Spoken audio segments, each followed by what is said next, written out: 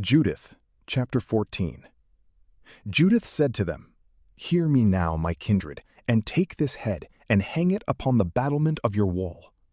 It will be, so soon as the morning appears and the sun comes up on the earth, you shall each take up his weapons of war, and every valiant man of you go out of the city. You shall set a captain over them, as though you would go down to the plain toward the watch of the children of Asher, but you men shall not go down. These will take up their full armor, and shall go into their camp, and rouse up the captains of the army of Ashur. They will run together to Holofernes' tent. They won't find him. Fear will fall upon them, and they will flee before your face. You men, and all that inhabit every border of Israel, shall pursue them, and overthrow them as they go.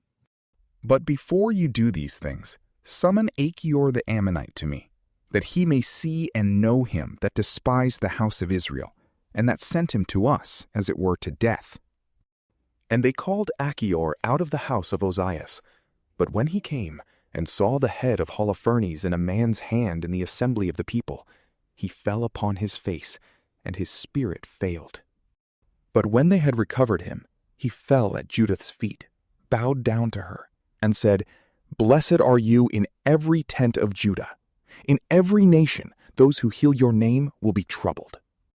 Now tell me all the things that you have done in these days." And Judith declared to him in the midst of the people all the things that she had done, from the day that she went out until the time that she spoke to them. But when she finished speaking, the people shouted with a loud voice and made a joyful noise in their city. But when Achior saw all the things that the God of Israel had done, he believed in God exceedingly, and circumcised the flesh of his foreskin, and was joined to the house of Israel to this day. But as soon as the morning arose, they hanged the head of Holofernes upon the wall, and every man took up his weapons, and they went forth by bands to the ascents of the mountain. But when the children of Asher saw them, they sent word to their leaders, and they went to their captains and tribunes, and to every one of their rulers. They came to Holofernes' tent, and said to him that was over all that he had, "Wake our lord up now, for the slaves have been bold to come down against us to battle, that they may be utterly destroyed." Bagoas went in, and knocked at the outer door of the tent, for he supposed that Holofernes was sleeping with Judith.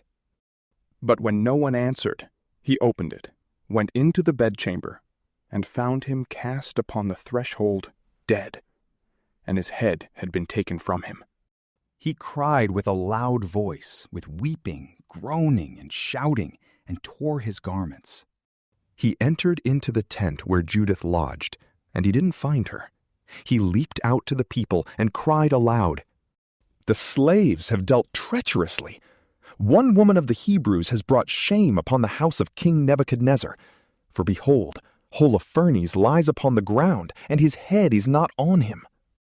But when the rulers of the army of Ashur heard this, they tore their tunics, and their souls were troubled exceedingly.